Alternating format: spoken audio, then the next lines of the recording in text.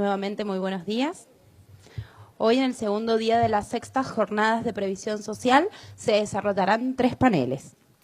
Las temáticas que se abordarán serán los nuevos desafíos de la seguridad social en el primer panel, procedimientos en el segundo y, finalizando este segundo día, valga la redundancia, el nuevo Código Civil y Comercial de la Nación y la previsión social. Vamos a comenzar con el panel número 1. Estuvimos esperando al doctor Carnota. En tanto él llegue, vamos a dar inicio con el panel, como dije, los nuevos desafíos de la seguridad social. El mismo está conformado por el doctor Víctor Sosa, consejero de la Magistratura de Mendoza, por el doctor Abel Albarracín, decano de la Facultad de Derecho de la Universidad Champagnat, y enseguida, cuando se incorpore, el doctor Carnota, juez federal y profesor titular regular de la Universidad de Buenos Aires. A continuación, tomará la palabra la doctora Ana María Di Tulio, quien será la moderadora del panel. Buenas tardes a todos. Buenos días. El primer expositor...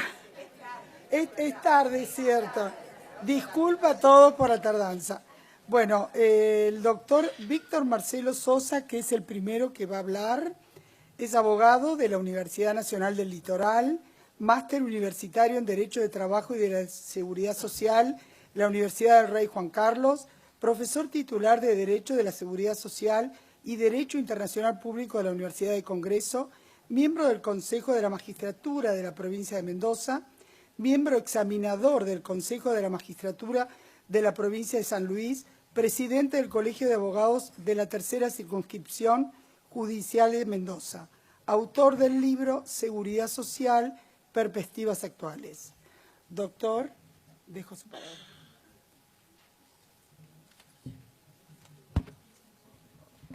Buen día a todos los presentes. Agradezco a los organizadores la deferencia en invitarme a venir a compartir algunas ideas con ustedes en esta convocatoria a pensar los nuevos paradigmas de la seguridad social ante nuevas complejidades. Y lo primero que creo que se nos tiene que venir a la cabeza a nosotros, con el ejemplo que daba ayer alguno de los asistentes, es que, sacando algunas escasas excepciones, como puede ser la Universidad del Litoral, la Universidad de Buenos Aires, quizás aquí la Universidad del Congreso, y seguramente alguna se me escapa, la seguridad social como materia con autonomía didáctica, pedagógica, es prácticamente un caso inexistente. Es una materia que se estudia bastante a desgano y como si casi fuera una tortura para los estudiantes en el curso de Derecho del Trabajo, y después nos encontramos con que entonces se hace el digesto jurídico sin la participación de los que se toman el trabajo de estudiar y después tenemos los problemas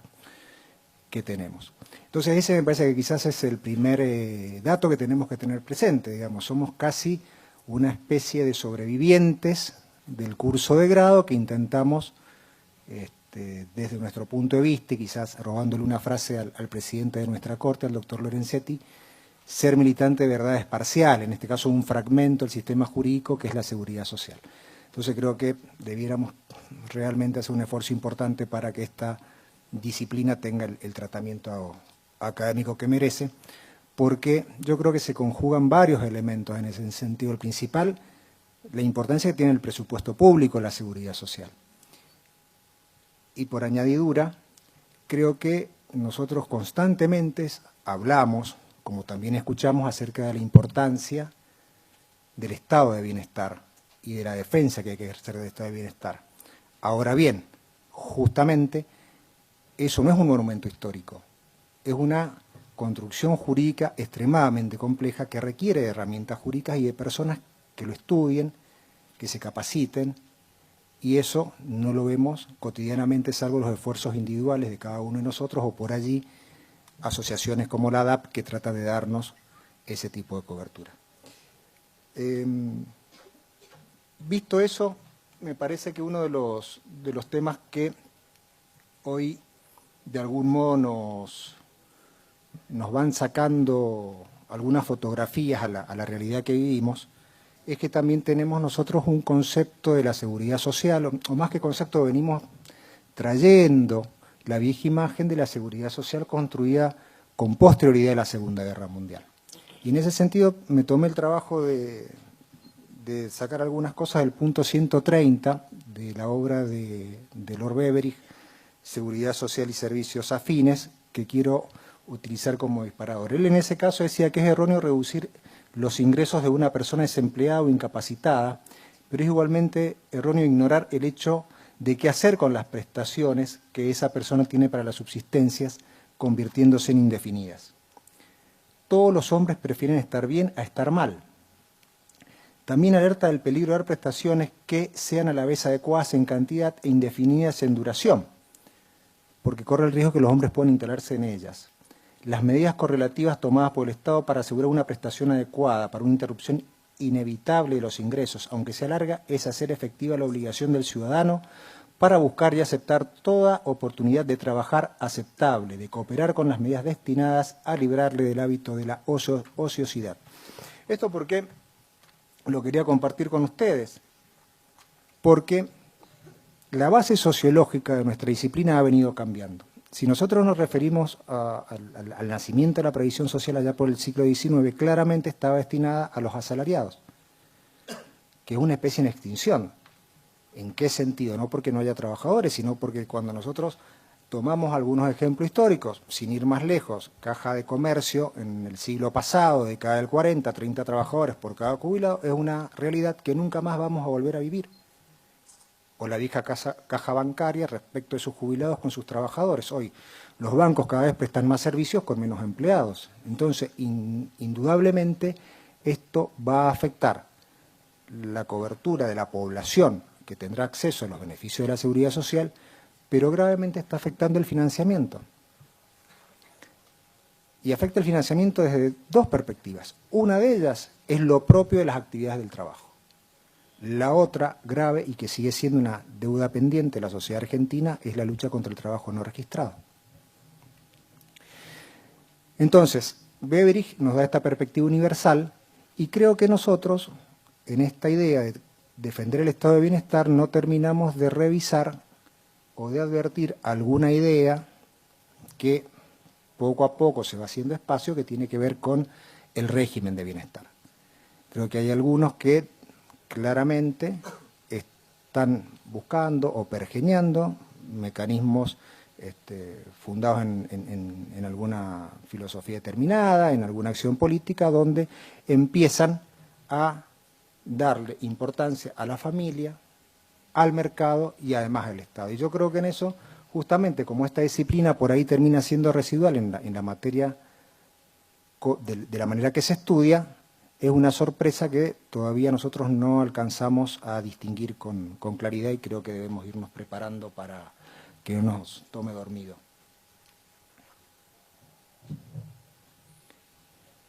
Entonces, este futuro que se nos avecina yo creo que está orientado hacia la creación de un estatus protector de personas claramente destinado para superar las insuficiencias de los sistemas clásicos de la seguridad social de la posguerra.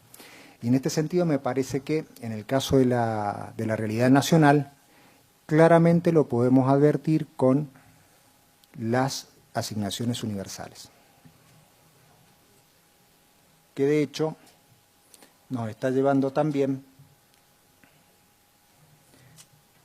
a otra cuestión, que es que la asistencia social ha ido mutando su forma y ya no solamente es el antepasado de la previsión social, sino creo que es una herramienta técnica de los sistemas modernos de seguridad social y que igual creo que requieren algún tipo de reformulación. En ese caso me parece interesante lo que dice Chichurri en su libro la igualdad desatada, donde dice que de alguna manera no podemos ignorar que los sistemas de prestaciones públicas también deben ser sometidos a evaluación.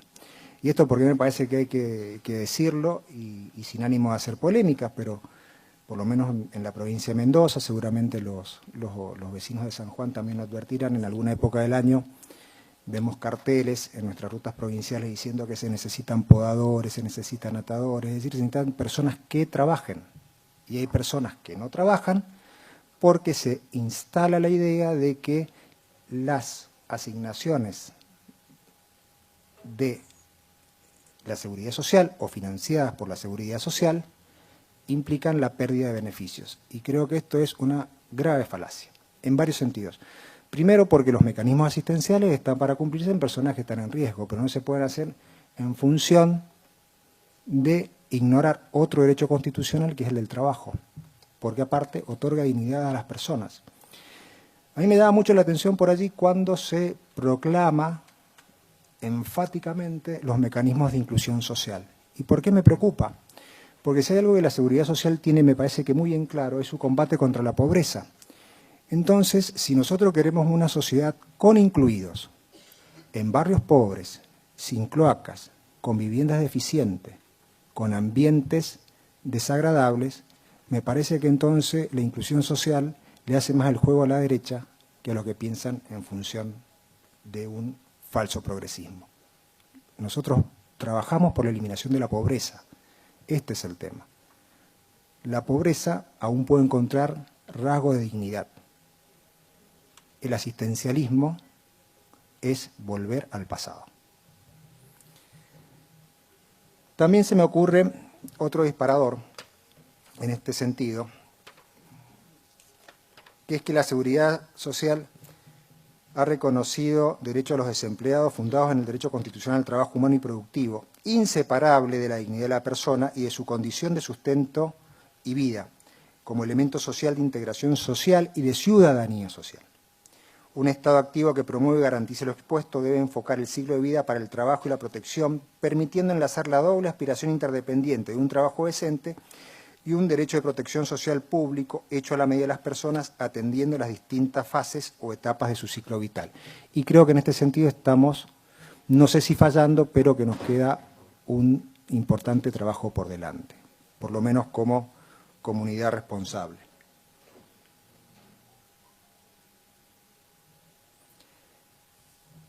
Sigo sosteniendo, y en esto puedo ser reiterativo y cansador, pero en la medida que no haya trabajadores, y cuando hablamos de trabajadores hablamos de la perspectiva del trabajo decente, la seguridad social, no la tradicional, sino la de toda la vida, corre riesgo, porque sin trabajo no hay aportes, sin trabajo no hay contribución, sin trabajo tampoco hay impuestos. Porque creo que también nosotros como sociedad tenemos que tener presente, y esto no es convertirse al liberalismo decimonónico, sino que creo que es un acto de responsabilidad ciudadana, aceptar que los derechos tienen un costo, y ese costo debe ser soportado, desde mi perspectiva, de manera progresiva, pero soportados al fin por alguien. Los impuestos tienen una razón y una razonabilidad, y las prestaciones sociales no se atienden por generación espontánea. Quien diga eso, miente.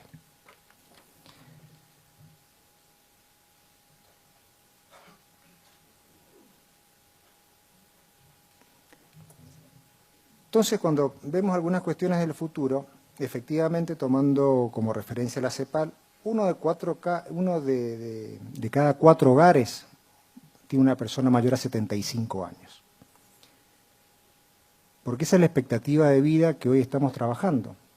Y esto nos tiene que llevar, insisto, a ver claramente el tema del financiamiento, principalmente del sistema previsional. Porque estas personas que están hoy teniendo 75 años tienen una expectativa de vida que, como le llaman los europeos, aquellos 30 gloriosos años, o nosotros, sobre básicamente la década del 50 al 65, 50 al 70, tampoco la vamos a tener, porque la expectativa de vida ha crecido y va a seguir creciendo. Tengan presente que hay autores que ni siquiera ya hablan de la tercera edad, sino hablan de una cuarta edad, y esto es producto justamente de los avances tecnológicos, es decir, tenemos toda una serie de ventajas como sociedad que las celebramos, pero también tenemos que tener la responsabilidad de ver cómo las atendemos, porque lo que está claro es que hay personas de mayor edad que han tenido mejores ingresos que otros y tendrán mejores atenciones que los que no lo tuvieron. Pero eso, sin embargo, también sigue siendo una muestra de sociedad desigual. Bien. Ahora creo que también nosotros como abogados que estamos trabajando en la seguridad social, debemos empezar a advertir que la materia previsional empieza a mostrarnos claramente algunas insuficiencias como elemento de trabajo. ¿Quién de ustedes no ha vivido o ha percibido, y yo por lo menos creo estar en lo cierto, como nunca estos últimos años los abogados dedicados básicamente a la tarea previsional han sufrido ataques como nunca?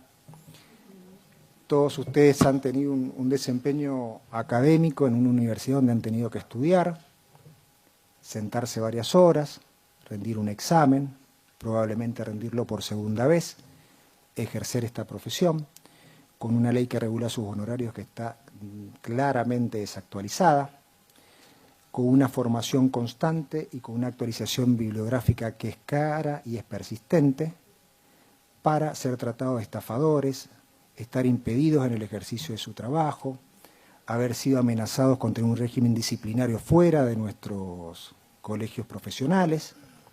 Y sin embargo, en este ejercicio cotidiano, todos los días ustedes tienen la posibilidad de advertir a algunos acompañantes terapéuticos de personas que van a solicitar beneficios previsionales, que muchas veces justamente son derivados o son conocidos de empleados de los organismos previsionales, que son justamente los que pueden medrar sin estudiar, haciendo tráfico de influencias, rayando en la corruptela, que pueden ejercer una actividad que aparentemente es lícita y es bastante sucia, que creo que hay que decirlo en estos términos, mientras nosotros somos claramente agraviados e impedidos en poder ejercer nuestro trabajo, porque nosotros no estamos tarjeteando en la puerta. ¿O quién recuerda en la época de los boom de la moratoria cuando venía algún señor diciendo yo tengo tantos para poder jubilar? Esos no son controlados. Los que somos controlados somos los que estamos en blanco, los que hemos estudiado y los que nos estamos perfeccionando. Y este es un desafío que sí, efectivamente, los abogados que ejercemos esta disciplina tenemos que tener presente. Y lo digo ¿por qué? Porque, de alguna manera, frente a beneficios que hoy están casi tarifados y, de hecho, tenemos menos posibilidades de trabajar, porque hoy es mucho más sencillo comprar un CD por allí, tener algún empleado conocido y alguno de estos gestores en el café de al lado, para que puedan hacer jubilar a una persona, mientras que nosotros nos vemos impedidos en nuestro trabajo. Para tal fin, empezar a buscar nuevos, y perdónenme la expresión, nuevos nichos de trabajo. Y en eso creo que los servicios especializados de salud, las cuestiones vinculadas a los cuidados y a las residencias de personas mayores de edad, como la prevención y atención de la violencia a las personas adultas mayores de edad, nos empiezan a abrir un ámbito de trabajo en el cual no estamos muy familiarizados, pero creo que es una oportunidad que podríamos llegar a aprovechar. Por supuesto que no podemos resistirnos al paso de la tecnología. Y la tecnología, vuelvo a decir, y discúlpenme, significa en muchos casos perder puestos de trabajo. Y muchas veces sí, tenemos asignaciones universales o mecanismos de asistencia social que no se quieren perder. Y con otro agravante, que genera una competencia desleal en el mercado de trabajo y en el mercado de la producción. Porque están aquellos buenos empleadores que tienen trabajo decente y empleados registrados y aquellos malos empleadores que aprovechan en connivencia con algunos beneficiarios de la asistencia social para no estar registrados. Entonces, cuando vemos que algunos, cumpliendo las reglas fiscales, impositivas, laborales y la seguridad social, pierden mucho más dinero que otros, no vaya a ser que terminemos haciendo que los buenos empleadores incorporen más tecnología en su actividad en desmedro del factor del trabajo humano. A mí, por ejemplo, me preocupa llegar a tener una vitivinicultura a la australiana, que es de calidad pero es tecnológica. Yo quisiera tratar de seguir alentando una vitivinicultura a la argentina que es de calidad y con mano de obra humana. Y ahí me parece importante traer a colación un pedacito de la encíclica Alabado sea del Papa Francisco que dice respecto de la tecnología: los efectos de la aplicación de este molde a toda la realidad humana y social se constatan en la degradación del ambiente. Pero este es solamente un signo del reduccionismo que afecta a la vida humana y a la sociedad en todas sus dimensiones. Hay que reconocer que los objetos que produce la técnica no son neutros. porque crean un entramado que termina condicionando los estilos de vida y orientan las posibilidades sociales en la línea de los intereses de determinados grupos de poder. Ciertas elecciones que parecen puramente instrumentales, en realidad, son elecciones acerca de la vida social que se quiere desarrollar. Entonces creo que debiéramos pensar en tres cuestiones básicas. Una es que toda persona debería tener acceso al menos a un nivel básico de seguridad social. Esto ya el progreso de las sociedades no lo puede discutir. Los niveles de prestaciones deben sacar a las personas de la pobreza.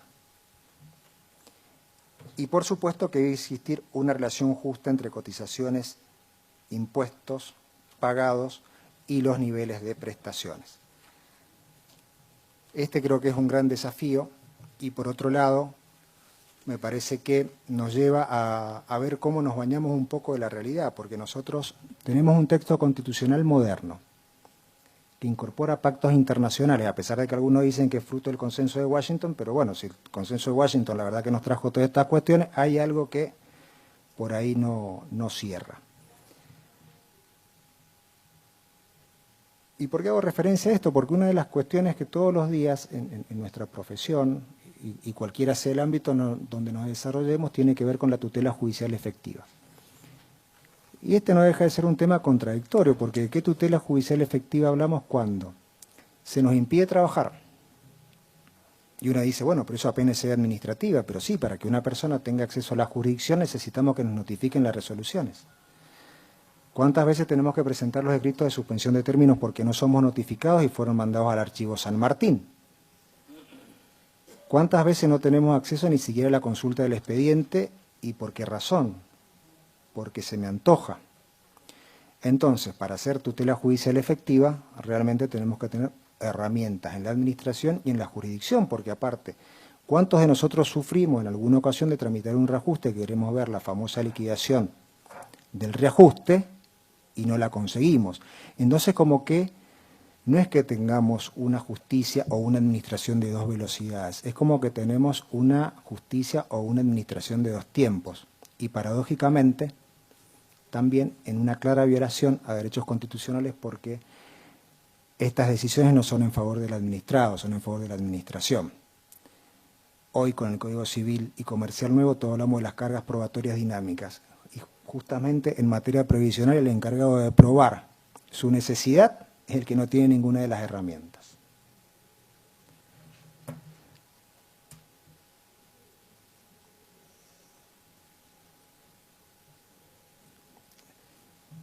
A mí se me ocurría compartir con ustedes lo que yo llamaba una escalera de la seguridad social, que tiene que ver con un piso de protección social mínimo, donde hay 4 grupos protegidos, por supuesto, desde el punto de vista de la salud, todos, la seguridad económica de los niños, es decir, no estamos en contra de las asignaciones universales, ni mucho menos, eso honra nuestro texto constitucional.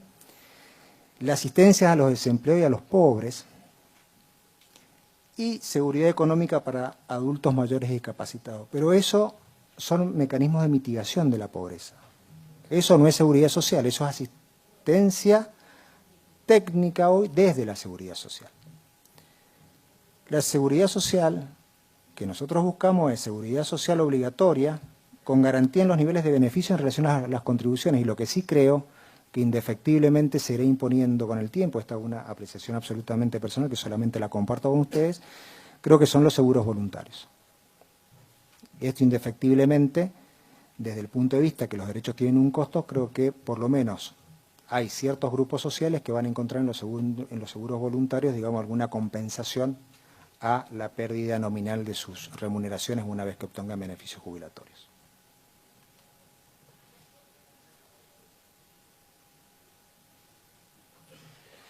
Por otro lado, me parece que hay otra idea que tenemos que ir desterrando, que es el tema de que los sistemas de seguridad social, tal como habla la Declaración Universal de los Derechos del Hombre en su artículo 1, que habla de la fraternidad humana, de hecho, y eso creo que es la síntesis de la solidaridad, son sistemas solidarios, no son sistemas de reciprocidad, ese es un concepto comercial. En seguridad social se da y se recibe sin equivalencias. Por eso debemos atender la lógica de la necesidad y los derechos sin devolución. Pero también creo que hay que seguir explorando algunas cuestiones que están rayadas ahí entre la reciprocidad y la solidaridad. ¿Por qué? Porque fíjense, en materia de salud pública, por ejemplo, el crecimiento de la enfermedad de Alzheimer, que muchas veces nos pone frente a un claro problema, que es la incapacidad familiar de atenderla. No porque los familiares no quieran atenderlo, sino porque no se puede. Y esto afecta horas hombres de trabajo, afecta llegar tarde a los empleos, afecta a veces dejar a los hijos por estar con los familiares que lo padecen, etcétera. Entonces, se requiere intervención estatal. Entonces, creo que se debe ir elaborando también otros sistemas prestacionales que puedan atender desde la seguridad social estos desafíos, pero no pueden ser mecanismos prestacionales meramente declamativos. Hoy seguramente el PAMI tiene para atender este tipo de cosas, pero claramente sabemos que es insuficiente. Y es insuficiente tanto en lo que hace a los pesos como en lo que hace a la atención. Porque no buscamos depósitos de personas, buscamos personas que aún en sus padecimientos tengan la dignidad que se merecen. Porque creo que también la medida de una sociedad tiene que ver con una frase que tomaba de Toynbee, que habla de que el respeto y cuidado para sus ancianos es la mejor manera de medir la calidad de una sociedad. Y para finalizar, y agradeciendo la atención que me han dispensado, hay una cosa que no me gustaría pasar, y creo que en este momento la posibilidad que nos ofrece la DAP es importante. Frente a esto, creo que decididamente los abogados que trabajamos en esta disciplina debemos darnos algún mecanismo de organización que efectivamente nos ampare en nuestro derecho a trabajar, porque no solo trabajamos nosotros, sino que defendemos intereses de personas que nos lo confían, como sucede en una defensa penal, en una persona que nos solicita un cumplimiento de contrato, en alguien que nos trae un juicio laboral. Nosotros no estamos enlazando personas en la calle para ver qué plata le podemos sacar, por lo contrario. Entonces creo que debemos darnos algún mecanismo de defensa y de enaltecimiento de la actividad que hacemos. Nosotros no somos gestores. Hay gestores efectivamente que representan a sindicatos, que representan empresas y están reconocidos con el pero nosotros somos abogados, somos profesionales, universitarios y merecemos que se nos dé el trato correspondiente. Porque lo que sí no me gustaría que ninguno de nosotros padezcamos, imaginar estar en nuestro estudio, solos, estudiando, sin que nadie entre y escuchando música, aquel gran poeta argentino que era Atahualpa Yupanqui, quien esa canción que decía trabajo, quiero trabajo. Muchas gracias.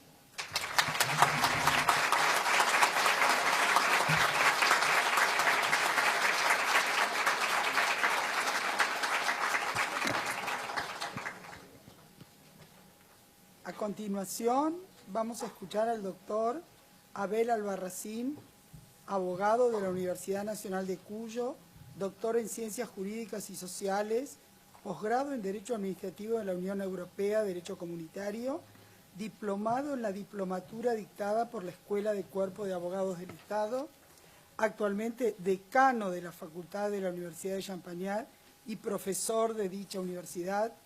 Ha concurrido en 2 ocasiones al Centro Internacional de Arreglo de los Diferendos de las Inversiones del CIADI, es director de Asuntos Administrativos de la Fiscalía de Estado de la provincia de Mendoza y tiene diversas publicaciones de Derecho Administrativo y Constitucional. Adelante.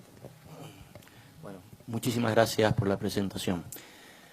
Buenos días a todos, casi digo también buenas tardes, me quedó en la retina y el oído. Muchísimas gracias a los organizadores por esta convocatoria.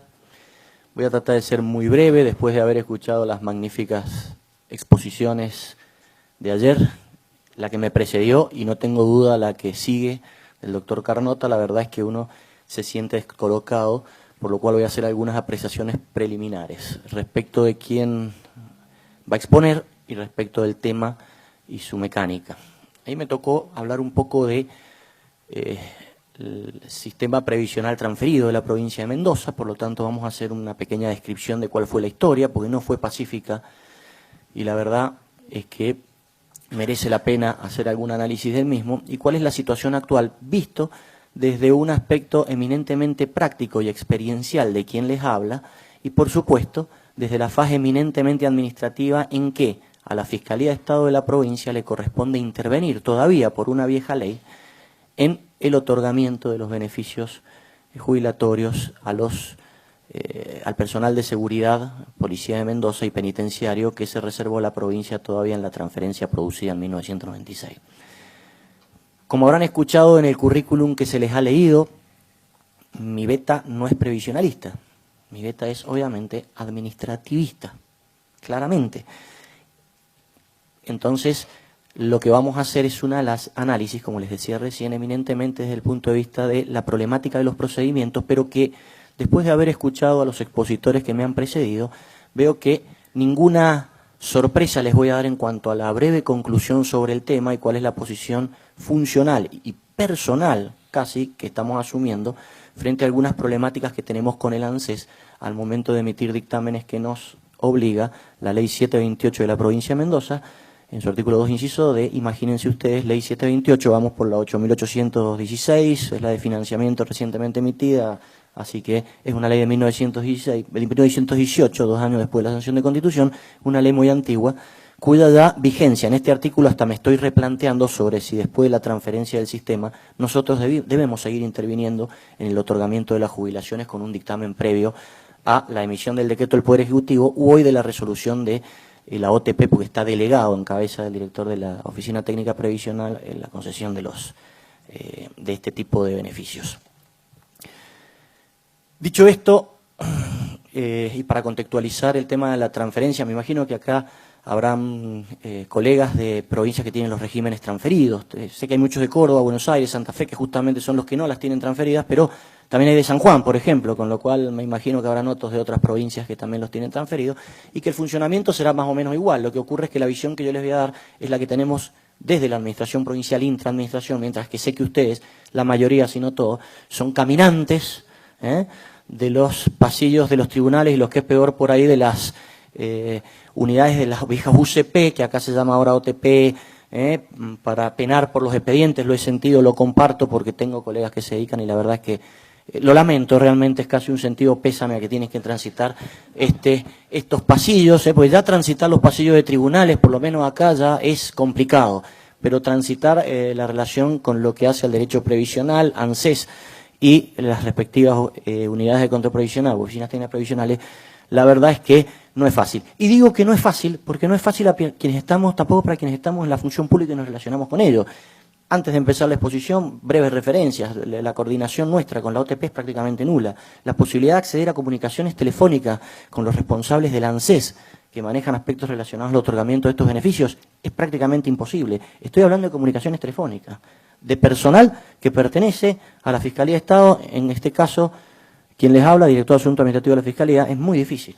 Es muy difícil, es un sistema realmente muy cerrado, muy excluyente, y justamente eso es un poco la conclusión de la situación que vivimos hoy respecto de este tema. El tema de transferencia de la caja en la provincia de Mendoza no fue un tema obviamente fácil por el contexto político, económico e histórico. Piensen ustedes que la caja data, creo que su fundación, Víctor, vos quizá pueda ayudarme, en 1916. ¿Sí, no es cierto? ¿Sí, no es cierto?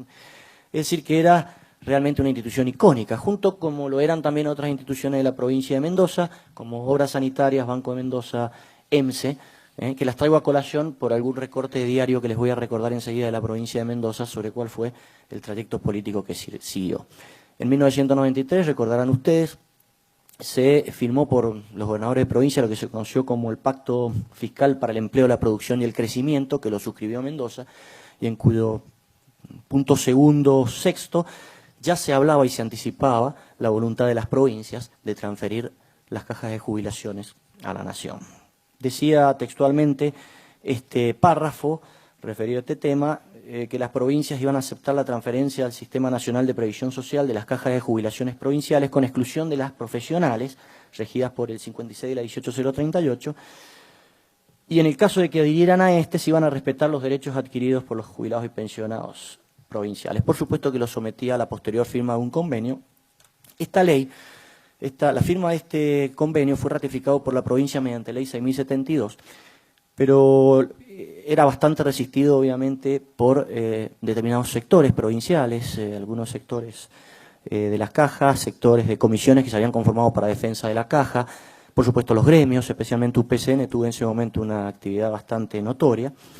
Es por ello que se sanciona la Ley 6072, que si bien ratifica este pacto, incorpora un artículo específico en donde dice que, si bien se ratifica el pacto, esto no implica imponerle a la provincia, ni que la provincia acepte la obligación de transferir la caja. Es decir, que no era pacífico esto de la transferencia de la caja, a pesar de lo cual, por Ley 6109, en una mecánica también que nos tienen acostumbrados tanto los gobiernos nacionales como provinciales, que es la de incluir en leyes de presupuesto normas que no tienen nada que ver con el presupuesto, pero que la verdad es que estas normas terminan siendo leyes ómnibus y además terminan a veces pasando bastante desapercibidos estos artículos que tratan temas absolutamente sustanciales e importantes para la provincia. Se incluye el compromiso de la provincia de Mendoza y facultando al gobernador a disponer las medidas para transferir la caja. La reacción política nos hizo esperar y a través de la actividad de estas organizaciones que defendían el mantenimiento de la caja en la provincia y por lo tanto la autonomía de la misma, plasmó en la Ley 6239 que tuvo básicamente dos objetivos. Uno, dejar sin efecto los artículos de la 6109 que habían dispuesto y autorizado al gobernador a transferir la caja, y por otro lado, disponer algunas medidas para sanear la situación financiera de la caja. Tampoco podemos pasar por alto que la mayoría de las cajas de las provinciales, y no era una excepción en la caja de la provincia, tenía algunos problemas financieros. Obviamente era una caja deficitaria a la que el gobierno asistía permanentemente. En 1995, en plena época electoral, el gobernador en ese momento saliente de la provincia de Mendoza sostiene la autonomía de la caja y expresamente manifiesta en distintos ámbitos que él no va a transferir la caja. Lo propio hace el gobernador entrante en ese momento, el doctor en ese momento Lafalla, quien afirmaba, siempre refiriéndose a estos entes icónicos, básicamente obras sanitarias, EMSE, que no iban a ser privatizados y la caja no iba a ser transferida. Estamos hablando de que esto se dijo a principios del 95 y a finales, terminando la campaña y ya estando elegido el gobernador. Sin embargo, la realidad se vio rápidamente contrariada por los hechos que se sucedieron, ya que se dicta en enero de 1996, muy poquito después de estas declaraciones, la Ley 6372, en la cual expresamente se autoriza al gobernador a firmar el convenio de transferencia de la caja. Una ley que incluso tuvo muchas idas y venidas y cuestionamientos sobre su procedimiento de sanción, ya que incluso habían algunas medidas judiciales, amparos admitidos con medidas que disponían que el gobierno de la provincia se abstuviera de disponer medidas justamente referidas a la eventual transferencia de la caja, que después en las sucesivas etapas se fueron diluyendo y la Ley 6372 quedó definitivamente consolidada. Para que ustedes tengan una idea de la sucesión de hechos en este sentido, la Ley 6372 se publicó el 25 de enero de 1996. El 26 de enero de ese mismo año, un día después, se firmó en Buenos Aires el Pacto de Transferencia de la Caja, que dispuso la adhesión al régimen nacional y que se reservó el régimen de retiros de la policía y de los penitenciarios. Un convenio que tenía ya, vamos a ver cuáles fueron las características generales, y seguramente serán los mismos que tiene el resto de la provincia, pero que tenía algunas particularidades que a mí, que obviamente no estuve en ese momento, recién ingresaba a la administración y estaba muy lejos de entender toda esta complicada política institucional y relación provincia-nación. Un artículo que me llamó la atención inmediatamente fue el 2, cuando el mismo convenio de transferencia, que obviamente es un convenio impuesto por la Nación, digo, esto de hablar del pacto federal y demás, todos conocemos que tenemos un federalismo debilitado y que en estos casos la Nación lo que hace es presentarnos verdaderos contratos de adhesión en todos los sentidos. Vamos a endeudamiento, financiamiento, lo que sea, nos presentan convenios de adhesión donde decimos nos endeudamos en estas condiciones. Está claro. Digo, estoy diciendo un dato objetivo, no es propio de ningún gobierno nacional ni nada, es algo que está arraigado por distintas situaciones en nuestro sistema constitucional real, ¿no es cierto? Funciona así. El artículo 2 ya decía que para entrar en vigencia el convenio tenía que ser ratificado por autoridades provinciales, pero es curiosísimo la reacción, porque dice: la provincia se compromete a ratificar el mismo mediante el instrumento acorde con su texto constitucional y que asegure el efectivo cumplimiento de todos los compromisos contraídos.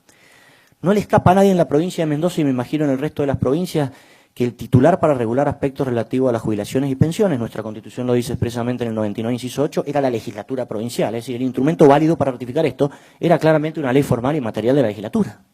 ¿Alguien tiene alguna duda sobre esto? Parece que ya esto tenía alguna previsión de imposibilidad de sanción de la ley, y tan es así que el artículo 2 lo preveía, y tan es así que a principios de febrero, estamos hablando no más de una semana de tramitación entre la publicación de la ley y la firma del convenio, se emite el decreto 109 del 2006, que es el decreto ratificatorio del convenio que se había firmado. No es menor el que se haya hecho por un decreto. No es menor que se haya hecho por un decreto que en su texto, y voy a leer 2 párrafos del decreto, claramente nos lleva a la conclusión de que es un verdadero decreto de necesidad y urgencia. Y a mí, que me ha gustado mucho desarrollar este tema, pero no se preocupen, no me voy a meter, la verdad es que no veo acá ninguna necesidad de emisión de un decreto de necesidad y urgencia, ni que se cumpla ninguno de los parámetros que la jurisprudencia ha elaborado, por lo menos de la jurisprudencia a la que uno abreva para darle un verdadero marco a la emisión de estas normas de carácter legislativo, que a veces resultan también tan agraviantes en nuestro sistema constitucional, reparto de poderes, etcétera, y que sabemos que ha sido bastante lesivo para el orden constitucional argentino, sobre todo en la década del 90, principios del 2000. Esto se suma que en la provincia de Mendoza el tema de los decretos de necesidad y urgencia está absolutamente discutido. Fuertes corrientes doctrinarias, y hoy puedo citar a Alejandro Pérez Walde, que es ministro de las Cortes,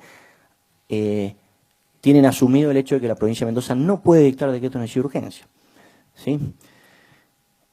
Con lo cual, más criticable es la solución que se le da a este tema, no solo desde el punto de vista de la eventual doctrina o jurisprudencia nacional, sino mucho más de la que algunos tratadistas le dan acá. Quiero decir que yo no comparto esa doctrina, y lo he hecho por escrito en publicaciones, en dictamen de la Fiscalía.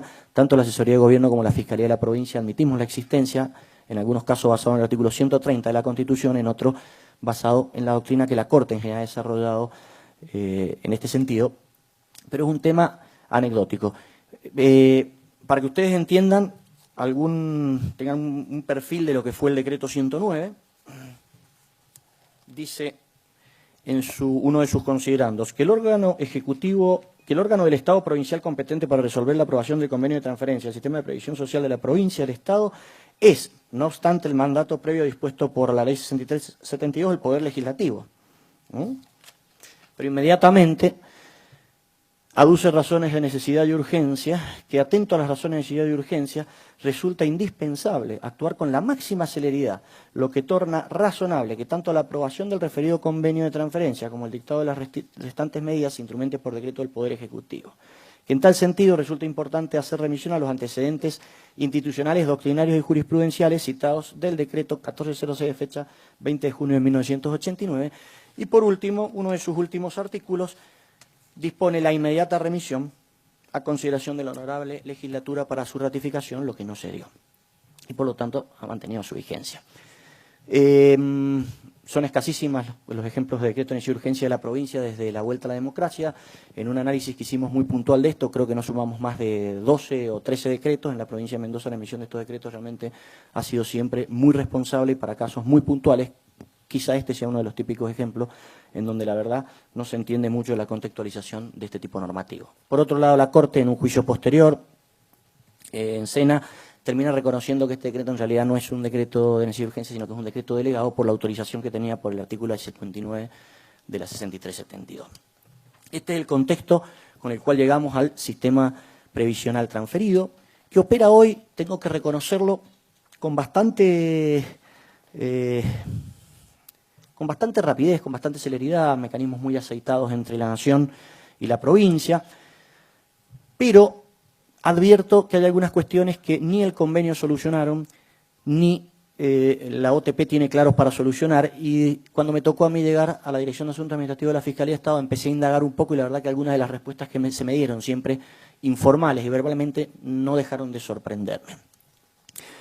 La transferencia, en definitiva, del convenio se basó básicamente en mantener a la provincia como agente de retención. El otorgamiento de este tipo de beneficios lo hace la provincia a través del Poder Ejecutivo, ya anticipé hoy delegado. La jurisdicción para el litigio es federal, esto es así, está el ANSE de por medio, pero el mismo convenio producía la prórroga de la jurisdicción en el ámbito federal, y la provincia garantizaba por su accionar, y con esto se aseguraban que cualquier cuestión que tuviera maldad se iba a cobrar con el 100% de las regalías que ingresaran diariamente, perdón, no de las regalías, sino de la coparticipación federal que ingresara diariamente, con lo cual digamos que la Nación quedaba bastante cubierta. sí se impuso un recaudo que es quizá el más conflictivo y el que genera algún tipo de ruido cuando después merece nuestra intervención, que es lo que se conoce como el visado previo del ANSES, ¿no? Es decir, ningún trámite antes de otorgarse y de llegar a su etapa conclusiva puede salir si no tiene el visado previo del ANSES. Esto lo trata el artículo 4 y 8 del convenio, muy al pasar, y lo trata también distintas resoluciones del ANSES, también de dudosa validez en cuanto a la competencia que el ANSES tiene para dictarlas. Enseguida vamos a hacer una breve referencia. ¿Qué implica este visado? Y esa es quizá la pregunta del millón. Es decir, está claro que el visado es un acto preparatorio de esa voluntad que se conforma para el otorgamiento, pero sin duda de carácter obligatorio. La pregunta que nos hicimos, y que es una pregunta muy básica, pero la verdad es que esto no hemos encontrado el fundamento, al menos normativo, de si el mismo es vinculante o no para la provincia. Ninguno de los instrumentos que por lo menos yo he consultado lo dice. Uno puede inferir, porque es la nación que paga, pero no me gusta el argumento, porque en definitiva no paga porque lo saque de sus impuestos, sino lo paga porque retenemos y les mandamos las retenciones. Digo, no, pues se me lo dieron una vez, digo, no me convence mucho. Ustedes que son previsionalistas van a hacer un análisis más profundo de esto, pero no me convence mucho. Digamos, buscando el análisis jurídico, ni la resolución 431 del ANSES, ni la actual 540 que regula el trámite, dice esto. Sí lo dijeron algunos dictámenes del ANSES, ¿no?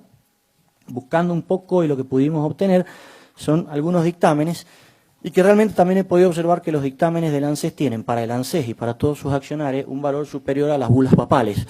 Ni hablar de la Corte, o sea, superior a las bulas papales con tranquilidad. Lo que me ha llamado muchísimo la atención. Entonces, en un expediente Jiménez María de Lourdes, donde se emite un dictamen del 2010, no muy antiguo, sin demasiado fundamento, porque además desde el punto de vista administrativo mezcla algunas cositas, dice el ANSES, esta última condición, visado del ANSES, adquiere especial importancia en tanto constituye la primera mención referida a las facultades provinciales en materia de retiro, porque significa la primera condicionalidad a la que se somete la autoridad provincial, por cuanto implica restringir sus atribuciones administrativas, al sujetar a un control externo a su esfera administrativa los nuevos retiros y pensiones, supeditando la eficacia de los actos administrativos al visado del ANSES. Está claro que supeditar la eficacia del acto administrativo ingresa dentro del marco que supera el simple visto bueno o intervención obligatoria y lo lleva al de una verdadera autorización. Con lo cual, no me queda duda que en base a este dictamen, una jubilación otorgada sin este requisito previo, la verdad que tendría consecuencias que podrían afectar la validez del acto y llevarlo a nuestro sistema provincial. Habría que después analizarlo en la órbita de la 19549, pero no habría diferencia en esto a la nulidad del mismo.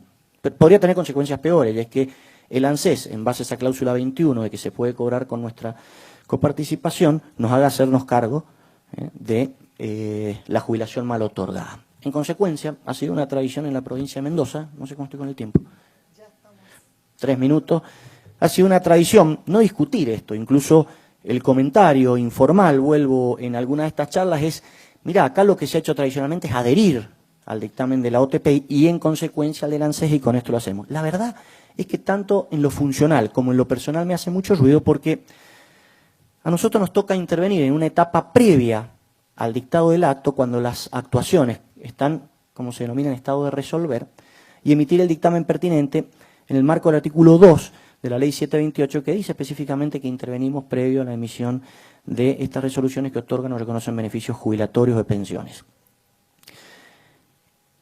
La verdad es que es un enorme conflicto decir qué hago acá, porque recién se hablaba de tutela judicial efectiva y yo sumo tutela administrativa efectiva. Digo, es lógico que sabiendo que lo que se está diciendo en un caso concreto donde se ha pedido un reajuste, donde se está discutiendo un tema de prescripción, yo diera un dictamen del que estoy convencido no está bien, el que sé que contraría fallos de la Corte y de los tribunales en forma reiterada. Y la verdad es que en lo funcional no puedo y en lo personal menos. La respuesta frente a esto fue, mirá, la verdad es que no hagamos mucho ruido acá, porque lo que nosotros hacemos es tratar de abrirle rápidamente la vía judicial al jubilado. Así que emitamos el dictamen, saquemos la resolución e inmediatamente lo mandamos a litigar. Y la verdad que esto, que ya lo he escuchado, que para ustedes es algo muy básico, me causó a mí mucha molestia, mucha indignación, y dije, no, pero si lo que tenemos que hacerle no es abrirle la vía al jubilado para que litigue 5 años en la Justicia Federal, obtenga una sentencia declarativa y vaya a cobrar en otros 5, 10 o 15 si es que los herederos del jubilado siguieron la acción, se acordaron o quisieron incoarla. Y bueno, pero el sistema funciona así. Pero a mí no me gusta que el sistema funcione así. Y yo no voy a ser parte del sistema que funciona así. Entonces, dentro de mis posibilidades, alguna medida tenemos que disponer para decir que la Fiscalía de Estado en determinados casos no está de acuerdo con esto y no lo comparte, e incluso salvar la eventual responsabilidad de la provincia, porque está bien, hoy no se imponen costas por la ley de solidaridad previsional, se impone el orden causado, pero habrán fallos o empezarán a aparecer fallos también que cuando las maniobras de ANSES se entiendan obstructivas, dilatorias, empiecen a imponerle.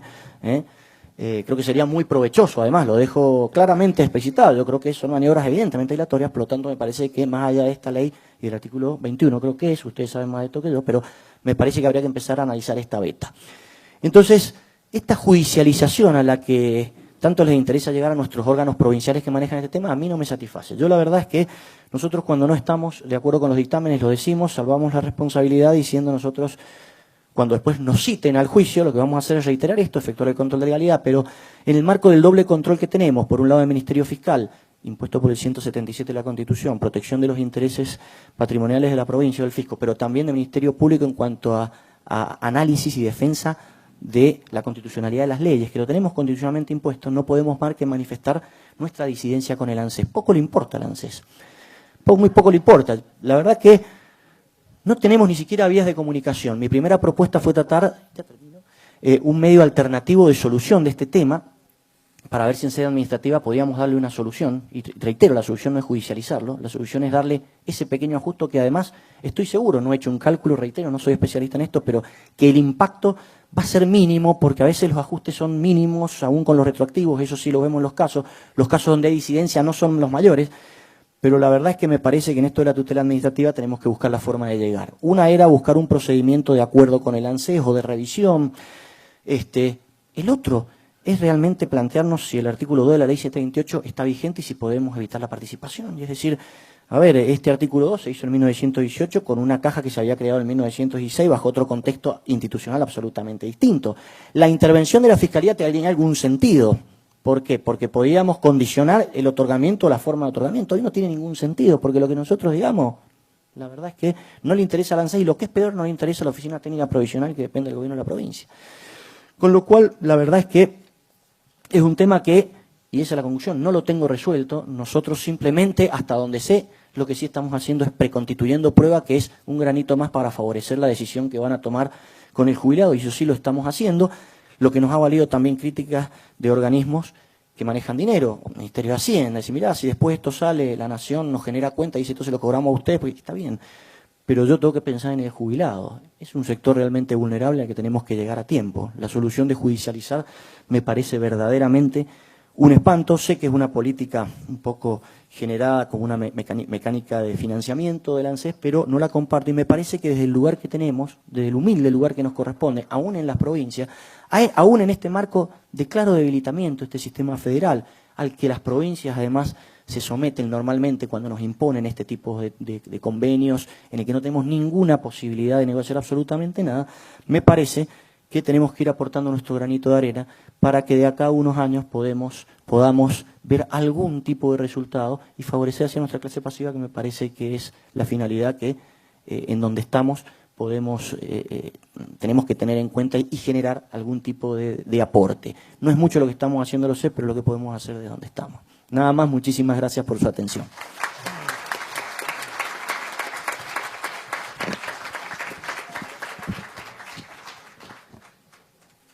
Bueno, y en último término va a disertar el doctor Walter Carnota, abogado y doctor en Derecho de la UBA, profesor titular regular de la Facultad de Derecho y de la Facultad de Ciencias Económicas de la UBA, profesor titular ordinario de la Facultad de Derecho de la Universidad Nacional de Lomas de Zamora, autor y coautor de 60 libros y de más de 830 artículos y ensayos, juez federal titular de Seguridad Social, esto lo agrego yo del juzgado número 3, con juez de la Cámara Federal de Seguridad Social.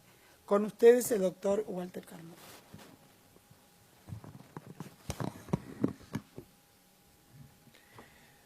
Buenos días, de vuelta a todos y a todas, ya dijimos buenas tardes. Es como un déjà vu, y es un tema que yo hoy voy a hablar del déjà vu, así que nada tiene que ver con el tema. Decía un gran juez de la Corte norteamericana y profesor de Harvard, Oliver Wendell Holmes, que el derecho no es lógica sino experiencia. Es una cita que a mí me gusta muchas veces traer a colación. Y obviamente acá hemos tenido hoy perspectivas desde la abogacía, desde la administración subnacional, pero es administración, una administración pública. Yo voy a dar una perspectiva distinta, que sacando uno o dos colegas míos no van a tener ustedes, que es la perspectiva de un juez. Así que es distinto el tema. Los problemas generalmente, el problema de la previsión, y vamos a hablar de la previsión, no de la seguridad social, pues este es un congreso de previsión. Así que vamos a focalizar el tema en la previsión. Sería mucho abundar en hacer concepciones más genéricas acerca de la seguridad social, pero yo me voy a atener a la previsión. A diferencia de otros sectores del ordenamiento jurídico, la previsión, y sobre todo me voy a referir a la justicia federal, ¿no es cierto?, y a la justicia federal de la capital, que es lo que yo conozco, se basa en la cantidad. Es decir, esa es la visión que uno tiene, las estadísticas, los números, podría decir muchos sinónimos, la repetición, la reiteración, la replicación, la clonación. Todos los expedientes son iguales, hay muchos, hay en los juzgados, en una suerte de purgatorio, finalmente en la alzada y en la Corte Suprema. Esto incluso a nuestros jueces supremos lo desvivió, y por eso se acuerdan que fue la inconstitucionalidad en el caso Iskowich y luego la derogación del recurso ordinario, tema sobre el cual brevemente después vamos a volver. Esto obviamente ayer, y después voy a retomar algo que dijo al final el doctor Albarracín, que estoy completamente de acuerdo. Ayer, frente al marasmo normativo de los regímenes especiales, veíamos que, bueno, claro, lo que queda frente al caos sistémico es la judicialización. Y es lo que ha pasado todos estos años. Ahora, ¿qué pasa? Lógicamente, Abel lo planteó al final, colectivo vulnerable, pleitos de 5, 6, 7 años, 10 años, cobra la pensionada, cobran los herederos. Y hemos extraviado la singularidad del caso. Todos, ustedes y nosotros, la comunidad forense, la familia judicial, todos hemos perdido la singularidad del caso. Esto no pasa en ningún lado, no pasa en derecho penal. Cada delito es único y tiene lean cualquier crónica policial y van a ver que los detalles poco agradables de un homicidio, de un robo, de una estafa, son singulares del caso. En el derecho civil, ahora que está tan de moda, con el nuevo código y demás, también los pleitos de familia, salvo los cobros de pesos y demás, pero en principio hay una singularidad. In principium es casus, decían los romanos. En el principio está el caso. Y eso lo hemos perdido, de alguna manera. Yo siempre me planteo que hubiera sido del Fuero de la Seguridad Social, creado en 1987, activado en 1989, si no hubiera empezado atrasado, muerto al nacer, con un montón de expedientes. ¿Qué hubiera sido del Fuero de la Seguridad Social, de esas 3 salas originarias? Algunos miembros van a disertar hoy y mañana. ¿Qué hubiera sido de la seguridad social? O ellos hubieran hecho algún aporte doctrinal a una materia que, sacando alguna honrosa excepción, yo no soy muy optimista, que es como el checo, es un idioma que se muere. No soy optimista, lamentablemente, porque ayer, frente a la exposición, a la sistematización excelente que se hizo del tema y el debate franco y leal de los regímenes especiales, no concluimos en nada. Crear una comisión, un gran antropólogo argentino, y 3 veces presidente de la Nación, decía, cuando queremos resolver un problema, creamos una comisión. Una comisión va a resolver esto. No seamos ingenuos. Pero no hay 2 casos iguales. Esto yo he aprendido en estos meses que llevo como juez federal. Como decía Holmes también, hay una creación intersticial del derecho. El derecho lo creamos, pese a una herejía, parecería en un sistema de derecho codificado, de que el juez cree. Pero el juez crea derecho, y sobre todo en esta materia. Pese a que esto es herético, sin embargo el juez crea derecho, porque no hay dos casos iguales. El juez previsional es lo más cercano al juez del common law. Es un juez que, claro, la normativa es mala, de baja calidad, de bajo octanaje. La 24241 es un mamarracho jurídico generado por el análisis económico del derecho, por aquellos que nos brindaban la juventud eterna, el sistema de capitalización, las rentas vitalicias, que ayer habló también Adrián. Entonces, claro, frente a eso hay que ir atándolo con alambre, viendo, creando instituciones, como un ebanista, tratando de actuar creativamente, porque hay un colectivo vulnerable, hay una situación de injusticia, sí. Había un juez de la Corte Americana, otro, Earl Warren, que decía, lo primero que me pregunto es, frente a un caso, si esto es justo o no. Y eso es lo que yo me pregunto mucho, ¿es esto es justo o no? Y en la previsión, lamentablemente, mucho es injusto, por eso mucho es inconstitucional también, porque mucho es injusto. Es un problema, para los que tenemos formación justnaturalista, nos planteamos el tema de la justicia y de la injusticia. Lo cierto del caso es que hoy los sistemas jurídicos se van convergiendo. Aquel sistema del civil law, del derecho continental romanista, se va apareciendo en algunas partes, una corte asertiva en su jurisprudencia, con algunos presentes, por ejemplo, Badaro. ¿Cuánto vale Badaro? Vale varias leyes Badaro. El derecho previsional se ha badarizado. Ayer vimos varias citas a Badaro. Entonces, el juez crea derecho, aplica. No, lo crea. Lo crea. Es decir, les podrá gustar o no a los más positivistas, pero lo crea. Y el sistema del common law se ha ido creando más estatutos, se ha ido legalizando, creando más. Entonces han convergido finalmente. Pero yo tengo en claro que la jurisdicción, empezando por la Corte, y ahora voy a traer a colación casos de la Corte, es una jurisdicción de equidad. Se hace lo que se puede frente a un caso. Es una jurisdicción de equidad remedial, trata de remediar estos temas administrativos, estos problemas, estos desaguisados administrativos que las administraciones públicas no los resuelven.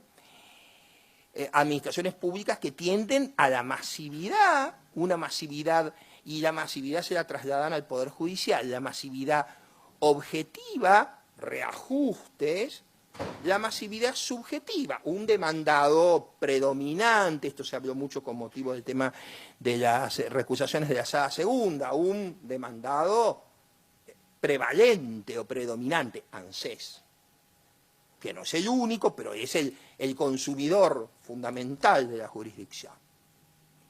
Hay una teoría complicada, muy discutida en la biología, que es la teoría de las resonancias mórficas. Lo hizo no voy a ser muy técnico en esto, un biólogo inglés llamado Sheldrake, Rupert Sheldrake, que hablaba, miren ustedes, yo voy a tratar de ser lo más simple posible, hablaba de que todos los seres en el fondo tenían, los seres sucesivos, una memoria del ser anterior, medio hindú el tema, con lo cual da para la parapsicología, para la metafísica, entonces, te reencarnás, no te reencarnás, para las religiones, somos todos hijos del mismo padre. Y de alguna manera, si ustedes ven expedientes previsionales, hay algo de eso. Hay reencarnaciones, pero esto yo no lo leí, no lo vi, no me lo plantearon.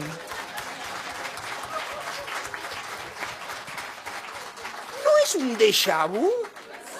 No leí esto. Entonces, miren, cuando yo empecé la previsión como relator de la Cámara del Trabajo, se hacía con mimeógrafo, hoy ya se hará con todas estas maravillas de la informática, se corta, se pega, a veces se pega lo que no hay que, el cut and paste se pega lo que no hay que pegar. Ay, no, pero no era 24:41, era 18:037. Bueno, está bien. Pero todos los abogados, la administración, los abogados y la administración de justicia operamos con esa masividad. Que la masividad también, un gran maestro del derecho del trabajo, de Viali, decía, la justicia masiva tiene el problema, porque también es masí, en italiano, masí, ¿no? De la masividad lo sacamos como lo sacamos. Entonces, nuestra previsión, queridos colegas, nuestra previsión doctrinalmente, el corpus doctrinal se ha ido degradando, no tiene el corpus del derecho civil, no tiene el corpus del derecho penal, no tiene el corpus del derecho administrativo, no tiene el corpus del derecho constitucional, se ha transformado en un derecho menor que ha terminado en una pendiente, así en un plano inclinado, hacia el juez. El juez es el juez que hablaba Dworkin, el juez Hércules. Es un juez todopoderoso y que cada uno va como puede, cada maestrito con su librito, en el caso de Capital, 10 jueces, cada uno tenemos nuestros criterios, porque es lógico, ¿por qué me va a vincular lo que dice el juez B o el juez C? No, en un sistema que no está organizado, ni el precedente, ni el case law, no es Estados Unidos esto, o Gran Bretaña, en donde hay toda una cultura del precedente. Miren dos casos de la Corte que tienen esto del déjà vu y de la resonancia mórfica, y esto yo no lo leí. Hace poco, la Corte, el 3 de marzo de este año, sacó un caso de determinación del ingreso base en servicios mixtos, un caso muy interesante, que ustedes seguramente lo conocen, el caso Vergara, en donde no aplican el artículo 97 de la Defesio 24.241, y entonces, pero tampoco lo declaran inconstitucional, declaran en abstracto el artículo 98, y sin decir nada dicen, no, pero tenemos que valorar no los últimos 5 años de autónomos, que daban poco, tampoco hacerle caso al tipo, al recurrente de valorar los últimos 5 dependientes, valoramos los 2 últimos 10. Todos a la final, como en Feliz Domingo. ¿Por qué los últimos 10? ¿Por qué no todo? ¿Por qué no desde que nació? No sé. Pero fue una manera que tuvo la Corte de resolver el tema, un enfoque posible, pero no declararon inconstitucional nada, válgame Dios, no declararon inconstitucional, lo resolvieron así, como hubiera resuelto un juez británico seguramente. Y a mí me trajo colación en esa suerte de déjà vu del caso Tarditi también, ¿se acuerdan? El aportante regular con derecho, todas esas clasificaciones del economicismo más rancio, del menemismo, de decir el aportante regular con derecho, el aportante irregular con derecho, el aportante irregular sin derecho, ese que cotiza menos, digamos, ¿no?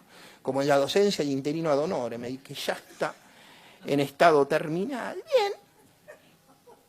Lo mismo ha pasado ahora en la Corte, una mala noticia para el Estado Nacional y para los administrativistas. La Corte, el 20 de agosto, en el caso Anadón, ha dicho que el recurso ordinario es inconstitucional, hay que, como dicen los peruanos, votarlo con B larga, tirarlo al diablo, pues una ley vieja, una ley de 113 años, pese a que fue ratificado hace 50 años atrás, que la Corte está para temas grandes, para el derecho, para los temas constitucionales.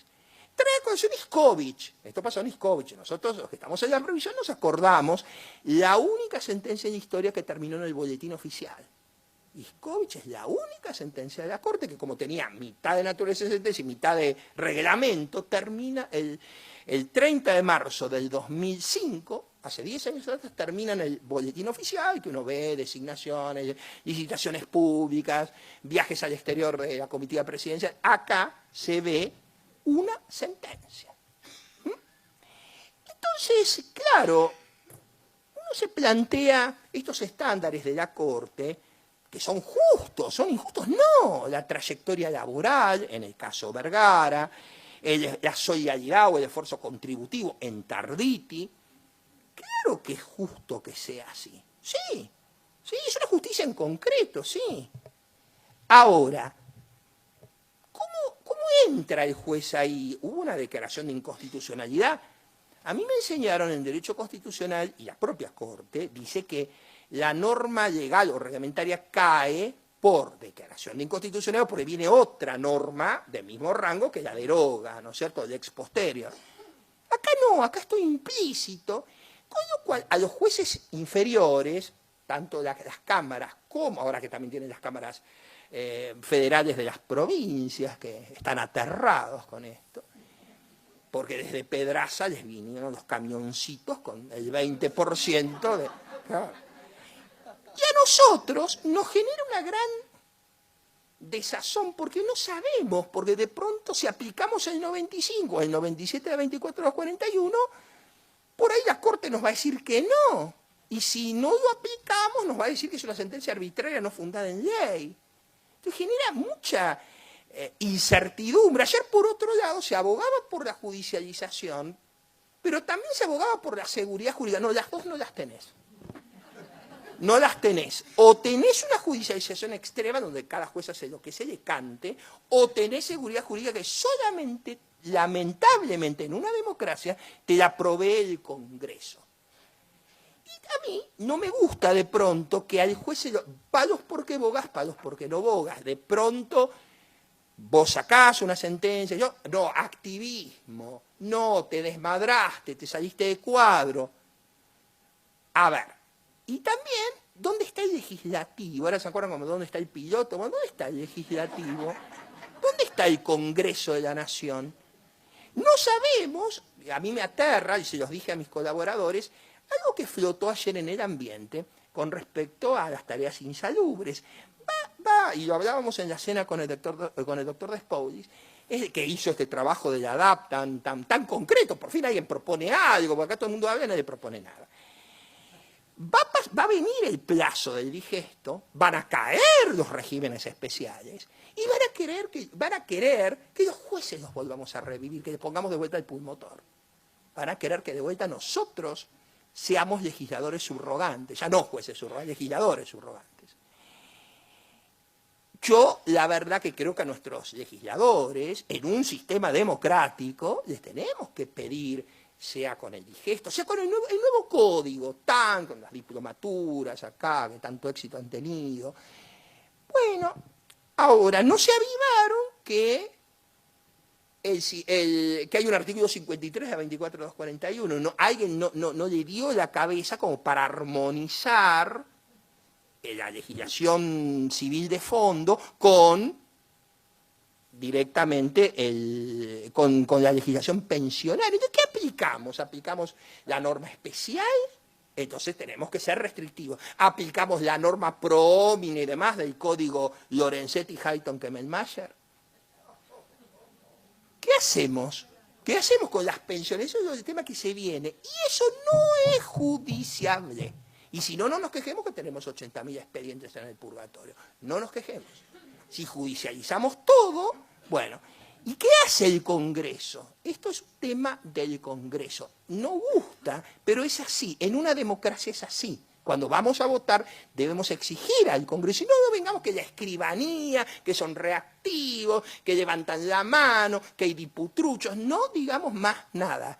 El Congreso está para algo, para hacer leyes. Nosotros no. Yo estoy para aplicar la ley, para interpretarla, pero no para crear la ley. El Estado no me invistió de esa función.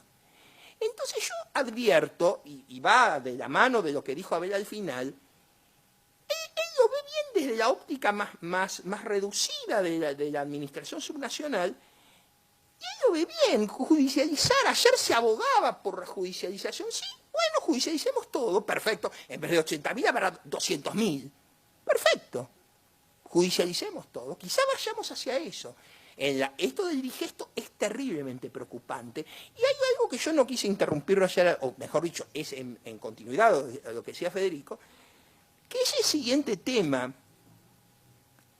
Yo he comentado otros sectores del digesto, porque hago otras cosas además de la previsión, y el digesto es muy bueno en otros sectores. Por ejemplo, en el derecho comunitario es muy bueno. En el derecho constitucional mismo es bueno. Ahora, ¿por qué es tan malo, tan deficitario en el derecho de la seguridad social? Hasta en el derecho laboral es bueno. Ayer se dio una explicación que es real. A ver, las normas son lo que son sus autores. Si el autor sabe, el de ambiental, yo soy el doctor Caferata, que es uno de los que más sabe de derecho ambiental, que ahora es funcionario de la Corte, y es lógico que esté bien hecho. El de la parte de derecho internacional, yo soy el doctor Travieso, que es un gran internacionalista, de que yo fui adjunto alguna vez, obviamente va a salir bien. Si, como se dijo ayer, el digesto de seguridad social o la porción de seguridad social la hacen laboralistas, no va a salir bien. No va a salir bien, porque no saben seguridad social, porque la seguridad social tiene ya desde 1989 su autonomía jurisdiccional, la autonomía científica la tiene hace rato, en muchas facultades, lomas, litoral, en muchos lados se progresivamente se ha ido autonomizando, pese a este híbrido que le ha hecho tanto daño y tanto mal del derecho del trabajo y de la seguridad social. Los que piensen que el derecho del trabajo a esta materia le ha ayudado, no mucho. Si no se comprende que este es un contencioso y que incluso hay que abastecer al jubilado o jubilable de todas las garantías del administrado, estamos mal. Miren, en una reunión social, el presidente de la Corte local de la Ciudad de Buenos Aires, el doctor Lozano, un gran jurista, me decía, mirá, la seguridad social es un pleito administrativo, lo que pasa es que tiene brochazos de derecho del trabajo, principio protectorio. A ver, pero es un contencioso administrativo, le guste o no. En España lo tienen claro que es un contencioso y hay que aplicar las garantías del contencioso. ¿Se aplica la LPA? No sabemos. ¿Se aplican, hay circuitos procedimentales? No. ¿Hay circuitos procesales? No. Hemos derogado normas muy espantosas de la 24.463, pero no las hemos reemplazado. Entonces nadie sabe, le aplicamos el proceso ordinario, el tema de las costas. Todavía está vigente el artículo 24, está vigente, está escrito ahí. Nadie lo derogó, como la Constitución de Weimar, ni se molestaron en derogarlo. Entonces, pese a que la Corte, aún la Corte de la mayoría automática, lo declaró inconstitucional. Yo lo que pienso es que zapatero a sus zapatos, que el Congreso tiene que hacer su trabajo, la administración, claro que nosotros estamos para controlarla si hace algo que no esté bien, sí, por supuesto, y si hace algo que está bien también. Y fundamentalmente, miren, me van a tildar de teórico, de utópico, está bien, ya me han dicho tantas cosas, una más. Y que me digan que soy teórico, utópico, teórico hasta me da, claro, me gusta porque de la buena teoría sale la buena praxis también, así que no me ofendo para nada. Yo creo, a ver, pensar que un juez que tiene la impresora que no le anda, que tiene una cajita de gastos de funcionamiento, que hoy no hay luz, hace 2 días que no hay luz en los juzgados federales de Buenos Aires de la Seguridad Social, pensar que va a poner, a tapar el dique, el agua, y lo que el Papa denomina muy bien la cultura del descarte de la vejez, un juez es una utopía. El juez no puede hacerlo, que debe activar mecanismos, sí, pero el juez solo no puede. Entonces, ¿a dónde hay que ir a gritar, a golpear, a pedir, a exigir? Al Congreso. Para eso, es una democracia esto, no es una judiocracia o juristocracia, como dice Rargis, un autor alemán, canadiense, porque si no, no nos quejemos después de que el Congreso no hace nada, de la escribanía y demás. ¿Quién conoce de ustedes los nombres del presidente de la Comisión de Previsión del Senado, del presidente de y son expertos, de la Comisión de Previsión de Diputados?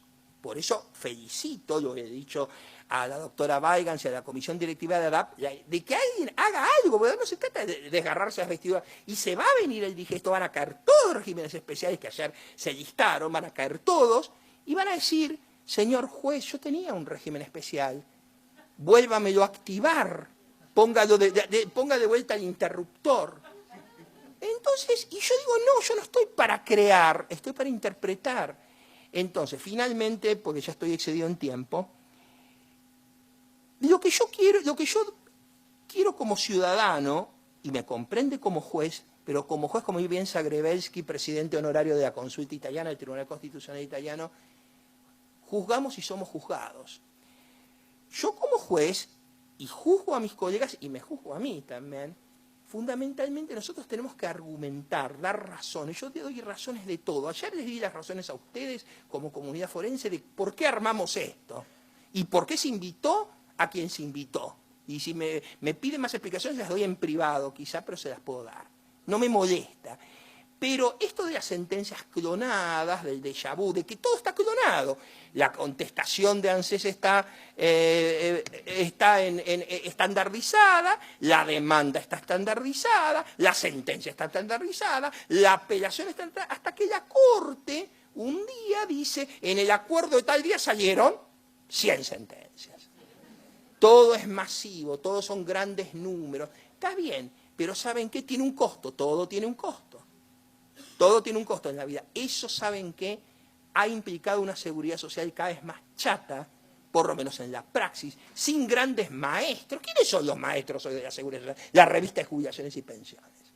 Que hace una tarea noble, pero nuestro tratado no es ni Marienhof, ni Bielsa, ni Vidar Campos. Es la que hace una tarea importantísima. Yo vi la génesis de la revista de jubilaciones y pensiones. Y hace una tarea, como yo se lo he dicho al doctor Jauregui, que es el boletín extraoficial de la previsión. Es sumamente valioso, pero no puede ser nuestra única brújula. No tenemos brújula. No hay maestros, no hay cátedras. Ayer se planteó muy bien acá. Falta doctrina. Usted me puede decir, no sirve para nada la doctrina. Usted es un teórico, pese a que acá tengo además dos colegas que somos, los tres somos profesores. Quizás sea el único punto de contacto que tengamos, que los tres somos profesores. Pero ¿saben qué? Me temo que si esta materia no se transmite, no se enseña, por lo menos yo hablo de la experiencia de Capital Federal, de la UBA concretamente, en donde está cambalachada. Alguien que se quiere dedicar a la seguridad social en la UBA tiene, lo decía ayer, el otro día con una colega de Buenos Aires, tiene que ir a la trituradora del derecho del trabajo, y tiene que hablar de la suspensión del trabajador, y tiene que hablar de la quiebra del establecimiento, y del privilegio laboral.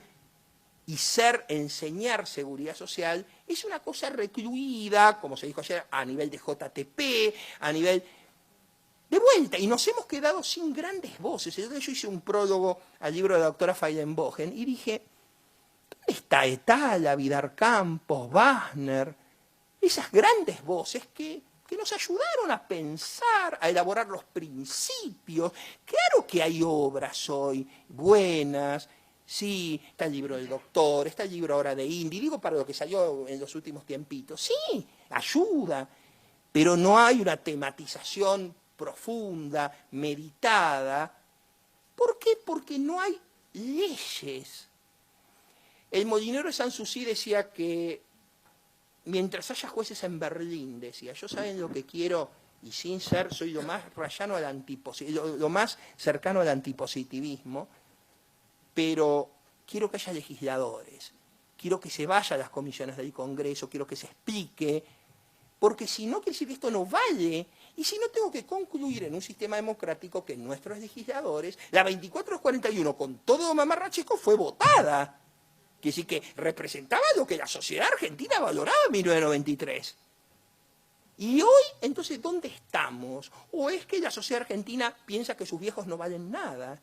¿Es eso lo que pensamos? Entonces tenemos la anomia, porque ayer nadie encontraba la palabra. Esto tiene un nombre que lo dijo muy bien Carlos Nino en Un país al margen de la ley. Tenemos anomia, no tenemos normas. Tenemos las bulas papales de las que hablaba Abel, tenemos la PREV, tenemos normas. A ver, ¿cómo le explicamos a un administrativista lo que es una PREV? Es una circular interna que tiene efectos erga omnes, con más valor que la bula. Con más valor que la bula. Es más, esto que hablaba el doctor Sosa del tema del ejercicio profesional, fue una resolución ahora derogado por una circular. Kelsen se da vuelta en la tumba y la pirámide jurídica se invirtió. Exactamente, la mayor cantidad de normas, las de la UDAI, son derecho acá. Son derecho. Conclusión. Chicos y chicas, todo lo que hemos aprendido en la facultad, todo, reseteen y sean felices. Muchas gracias.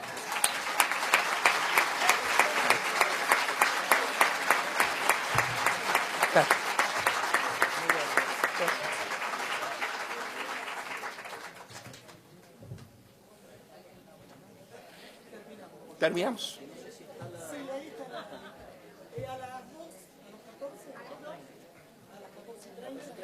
Sí, acá yo tengo el programa. Acá pues venimos medio atrasados. Venimos, Bueno, después de estas hermosas disertaciones van a poder irse a almorzar. Muy bien. Lo que sí, vamos a extender media hora más para que tengan un ratito teniendo en consideración que empezamos más tarde. Así que nos vemos en un rato. 14:30, de nuevo acá El para panel comenzar con el procesal. panel número 2. Para procesar. Bueno, dale, hablamos antes. Dale. Un gusto, Víctor, que sigas bien. Muy bien, que no te puedes saludar recién.